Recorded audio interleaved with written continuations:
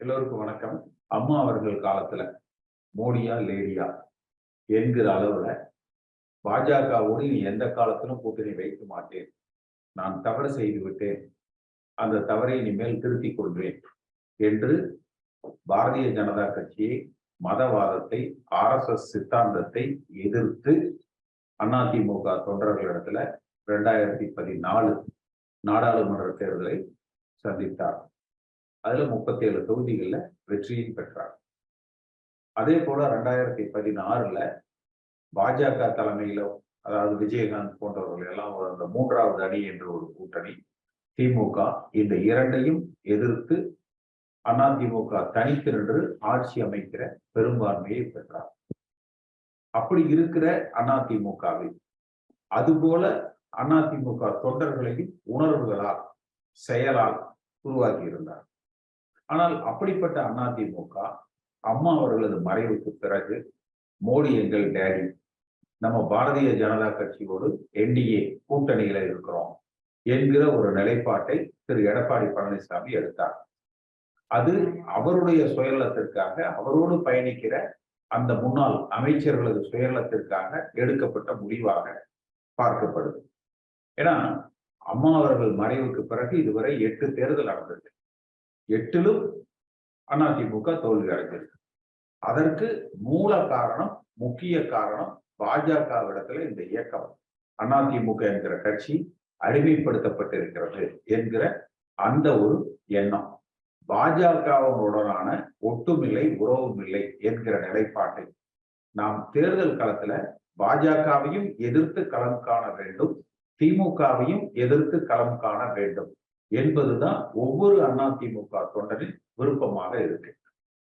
பல காரணங்கள், அது நாம் பெருசா அதுல விளக்கி சொல்லணுங்கிறது இல்லை. பல நேரங்கள்ல, பல விவாதங்கள்ல, நம்முடைய இந்த ஜூம் மீட்டிங்ல கூட பலரால் அந்த கருத்துக்கள் தெரிவிக்கப்பட்டிருக்கு. ஆனா இப்பவும் பார்த்தீங்கன்னா, இப்ப மதுரையில மாநாடு எடப்பாடி பழனிசாமி நடத்துறார். அந்த மாநாடு என்பது அதிமுக கொடிக்காகவும், சின்னத்திற்காகவும், கட்சி பெயருக்காகவும் பல பேர் போலாம். ஆனால் உணர்வு பூர்வமாக அதிமுக தொண்டர்களிடத்துல பாஜக கூட்டணி வேண்டுமா வேண்டாமா என்ற ஒரு கேள்வியை எங்க அந்த மாநாட்டிலேயே முன்வைத்தாலும் வேண்டாம் என்கிற குரல் தான் எதிரொலிக்கும். ஆனால் யாருடைய ஒரு கருத்துக்களையும் கேட்காம எடப்பாடி பழனிசாமி அந்த தேசிய ஜனநாயக கூட்டணியில் நீடிப்பதாக, இன்னும் சொல்ல போனா தென் மாநிலங்களினுடைய மோடியினுடைய ஏஜென்ட்டாக, பிரதிநிதியாக இவர் அறிவிக்கப்பட்டிருக்கிறார். எடப்பாடி பழனிசாமி வேணா பிஜேபியிலே வேணாலும் போய் சேர்த்துக்கிட்டோம், அது அவருடைய தனிப்பட்ட உரிமை. ஆனா அவர்களது நடவடிக்கைகள் எல்லாமே பார்த்தீங்கன்னா, அவர் எடப்பாடி பழனிசாமி, வேலுமணி, தங்கமணி, முனுசாமி, இந்த முன்னாள் அமைச்சர்கள் எல்லோரும் அவர்களை வழக்குகள்ல இருந்து, அவர்கள் செய்த குற்ற செயல்களிலிருந்து காப்பாற்றிக் கொள்ள வேண்டும் என்கிற நோக்கத்திற்காக செய்கிறார்களே ஒழிய தேர்தலில் வெற்றி பெறுகிற ஒரு கூட்டணியை அமைப்பதை நோக்கி இல்லை. அதே போல தொண்டர்களின் விருப்பத்தை ஏற்று செயல்படுகிறார்களானா இல்லை. அதிமுக வாக்காளர்களது எண்ணத்தை அறிந்து செயல்படுகிறார்களா அப்படின்னாலும் இல்லை. இல்ல தமிழ்நாட்டு மக்களது மனநிலையை அறிந்து செயல்படுகிறார்களா என்றாலும் இல்லை. ஏதோ திமுக செய்கிற தவறல ஆட்சிக்கு வந்து விடலாம் என்கிற ஒரு நற்பாசையை மோடி இடத்துல அதிமுக கட்சியை அடிமைப்படுத்தி தங்களை பாதுகாத்துக் கொள்ள வேண்டும் என்கிற ஒற்றை சுயநல பாதையில் இன்றைக்கு இந்த இயக்கம் அடிமைப்படுத்தப்பட்டிருக்கு. அப்போ வருகிற நாடாளுமன்ற தேர்தல்ல ஒருவேளை என்ன, அவங்க அதிமுக ரெட்டலை சின்னத்தை எடப்பாடி பழனிசாமி கையெழுத்திடுகிற வகையில கொடுத்ததே அவர் இந்த கூட்டணியில் தொடர வேண்டும் என்பதற்காகத்தான். ஆனால் வருகிற நாடாளுமன்ற தேர்தலில் பாஜக கூட்டணியில நம்ம வெற்றி பெற முடியுமா? 10 ஆண்டு காலம் மக்களிடத்துல பெற்றிருக்கிற அதிருப்தி, திமுக மேல கடுமையான அதிருப்தி இருக்கு. ஆனால் மதவாதம், ஊழல், இந்த ரெண்டுல பார்க்கிற பொழுது அது சமீப காலங்கள்ல பாரதிய ஜனதா கட்சியின் மீதும் மோடி அவர்களின் மீதும் ஏற்பட்டிருக்கிற அந்த அதிருப்திகளை பார்க்கிற பொழுது நாடாளுமன்ற தேர்தல்ல 2019 ஒரே ஒரு தொகுதி ரவீந்திரநாத் OPS தேனி தொகுதியை தவிர அனைத்திலும் திமுக கூட்டணி வெற்றி பெற்றது என்பது கூட முக்கியம் இல்ல. ஒவ்வொரு தொகுதியிலையுமே அந்த வாக்கு வித்தியாசம் என்பது 5 லட்சம் வாக்கு. அப்ப 40 தொகுதிகள்லயும் நீங்க ஒரு ஆவரேஜா பார்த்தீங்கன்னா 2 கோடி பேர் வாக்கு வித்தியாசம் மட்டும். அதற்கு மேல அதிமுக 1 கோடி, திமுக 1 கோடி வாங்கியிருப்பாங்க. அப்ப அதிமுக, திமுக வாங்கினதை தாண்டி 2 மடங்கு வித்தியாசத்துல அந்த தேர்தலில் தோல்வி அடைந்தது. அப்ப அது அன்றைக்கு ஆட்சி அதிகாரத்துல முதலமைச்சராக எடப்பாடி பழனிசாமி இருந்தார், துணை முதலமைச்சராக ஓ பன்னீர்செல்வம் இருந்தார்.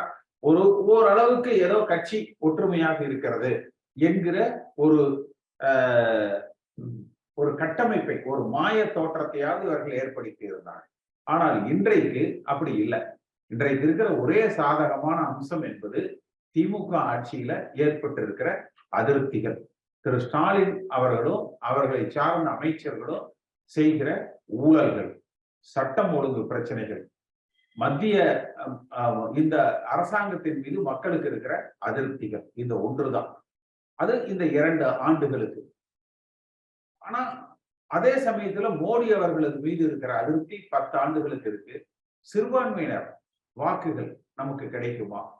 சாதி ரீதியாக அந்த அரசியல் எந்த தாக்கத்தை ஏற்படுத்தும்? அதே போல அதிமுகவிலையும் பார்த்தீங்கன்னா ஒன்றுபட்ட அதிமுக தேவை, இதுதான் எல்லோரும் நினைக்கிறாங்க. ஆனா பல மண்டலங்களாக ஒரு சாதிய ரீதியாக சாதிய தலைவர்கள் போல இவர்கள் செயல்பட்டு கொண்டிருக்கிறார்கள். அப்ப இது எல்லாம் வருகிற நாடாளுமன்ற தேர்தலில் எந்த அளவுக்கு அதிமுக வெற்றி வாய்ப்புகளை பாதிக்கும், அல்லது எந்த அளவுக்கு அதிமுக வெற்றி பெற முடியும் என்பது கேள்விக்குறியாக இருக்கு. பல பேர் நினைப்பாங்க, இது நாடாளுமன்ற தேர்தல் தானே, நம்ம என்ன பிரைம் மினிஸ்டருக்கா போட்டி போட போறோம், மோடி வந்தா என்ன வரலைன்னா என்ன, நம்ம பிஜேபியோட இருந்தா போதும், தமிழ்நாட்டுல ஜெயிக்கலைன்னா என்ன, அகில இந்திய அளவுல பிஜேபி வட மாநிலங்கள்ல ஜெயிச்சு ஆட்சி அமைத்து விடுவார்கள், அதனால நம்ம அவங்க பக்கம் நினைக்கலாம் என்று நினைக்கலாம். ஆனால் இந்த முறை நாடாளுமன்ற தேர்தல்ல நம்ம ஒரு 25-30 தொகுதிகளில் வெற்றி பெற்று கணிசமான நாடாளுமன்ற உறுப்பினர்கள் பாராளுமன்றத்துல இருந்தால் மட்டும்தான் அடுத்து வருகிற சட்டமன்ற தேர்தலுக்கு அது அச்சாரமாக அமையும்.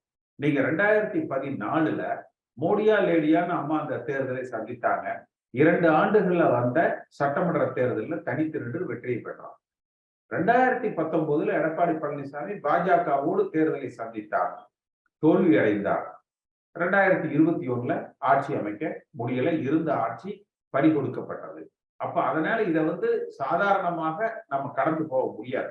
இது நாடாளுமன்ற தேர்தல் தானே, இதுல ஜெயிச்ச என்ன தோத்தா என்ன என்ற அளவுல போனா, அம்மா அவர்கள் மறைகிற பொழுது இந்தியாவிலேயே 3வது பெரிய கட்சியாக 50 நாடாளுமன்ற உறுப்பினர்களை அதிமுகவுக்கு கொடுத்து விட்டு மறைந்தார்கள். ஆனா இன்றைக்கு 5 பேர் கூட இல்லை. அப்ப வருகிற நாடாளுமன்ற தேர்தலில் 40ஐயும் வென்றெடுப்பதற்கு பாஜக இல்லாமல், கூட்டணி இல்லாமல் தேர்தலை சந்திக்கணும்.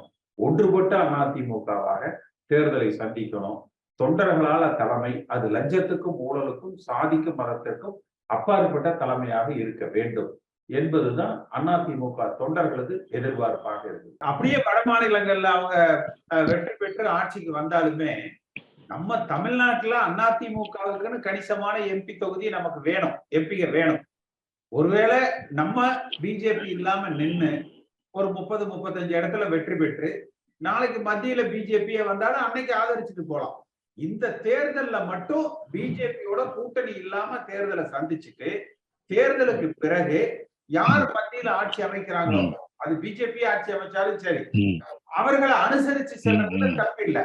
ஆனா நம்ம கூட்டணியில் இருக்கிற பிஜேபி ஜெயிச்சு அதிமுகவுக்கு உறுப்பினரே இல்லை என்கிற நிலையை விட இப்ப கூட்டணி இல்லாம நம்ம ஒரு கணிசமான எம்பியை ஜெயிச்சுட்டு நாளைக்கு யாரு மத்தியில ஆளுங்கட்சியா வர்றாங்களோ அவங்களோட அனுசரிச்சு போனோம்னா நமக்கு அதிமுகவுடைய எதிர்காலத்துக்கு நல்லதா இருக்கும்.